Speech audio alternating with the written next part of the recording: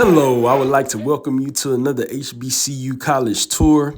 I am your host, Justin Rifka Douglas, and today we will be touring Morris Brown College in Atlanta, Georgia. Morris Brown is a private Methodist HBCU and liberal arts college. It's actually the first educational institution in Georgia to be owned and operated entirely by African Americans. The certificates and degrees they offer are as follows, and they offer some pretty cool, unique degrees I would have been interested in, to be honest. They offer a certificate in nonprofit management, a certificate in entrepreneurship. That's one I definitely would have been interested in. A certificate in esports performance, a certificate in hospitality management. They offer a BS in organizational management and leadership. They offer a BS in global management and applied leadership. They offer a BS in hospitality management and a BA in general studies. They also offer a Bachelor of Arts in music with specifications in vocal performance, church music, and music production. Again, music production is something I would have definitely been interested in when I was in college. I was interested in it. Matter of fact, I was making beats and stuff on Fruity Loops.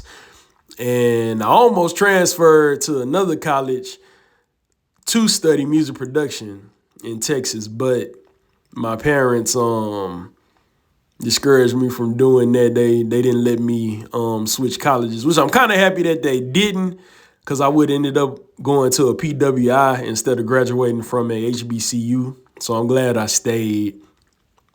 But yeah, that's that backstory.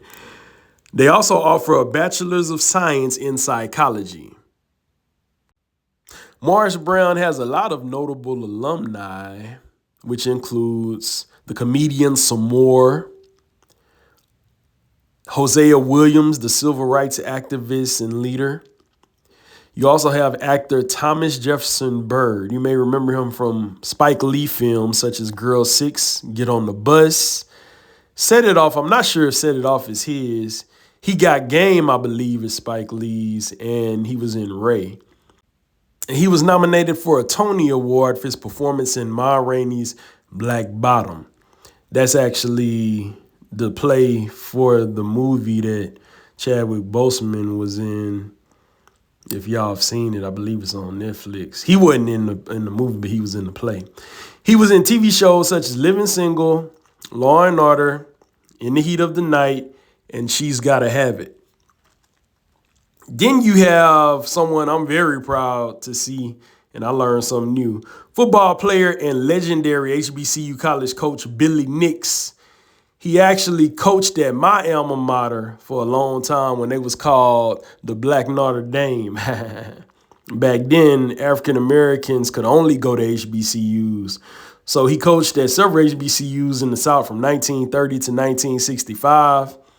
He coached at Morris Brown, and he coached at Prairie View A&M University, the Black Notre Dame.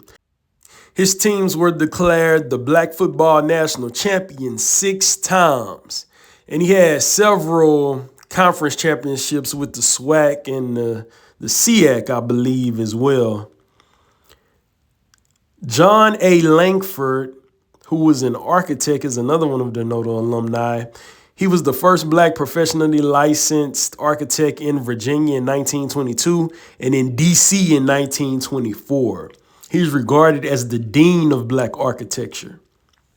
You have plus-size model and entertainment personality Christina Mendez and several NFL players, a slew of them. Just look online. They got a lot of NFL players that came through the NFL. And then last but not least, you have Nene Leakes. She's a TV personality and actress. She's really known for her role on The Real Housewives of Atlanta. And also, she had a recurring role on Fox's Glee. So when it comes to Morris Brown, I didn't learn about Morris Brown until I was in college at PV. I heard about him my freshman year in college because, of course, I was in the band, and they were known for having a great band back then. My freshman year in college was 2002. And I heard about them, like they were highly regarded. Of course, when I saw the movie Drumline, I saw them in it. And that's when I really learned about them as well, because I ain't know nothing about them.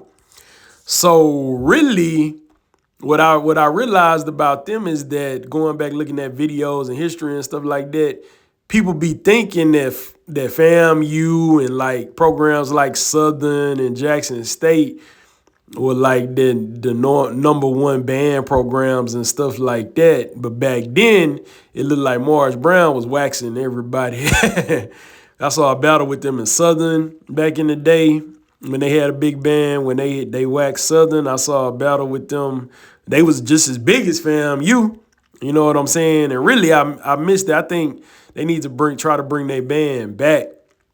And they probably will, because since them, the Atlanta band programs ain't really been where they need to be, just real talk. Morris Brown was that shining star band program. You know what I'm saying? Going back looking at the footage, you can see the footage on YouTube, man. I ain't got to say it. You can go look for yourself. They was on point. Real talk. Just like they looked and seen. I see why they portrayed them like they portrayed them in the movie Drumline, because they were the top band program back then. I must admit. You know what I'm saying? So, man, Morris Brown, shout out to y'all. Hopefully y'all bring y'all band back, man. I might even try to go y'all homecoming or something so I could possibly see the alumni or whatever, you know what I'm saying, that was in that band and all that, perform and do the parade and stuff like that, because I think they may. I'm not 100% positive, but I think they may do that. But yeah, they was jamming, man. But thank y'all for watching.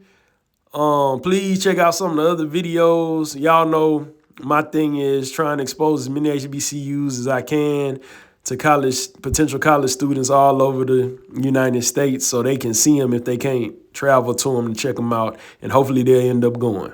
Y'all be blessed. Thank you for watching.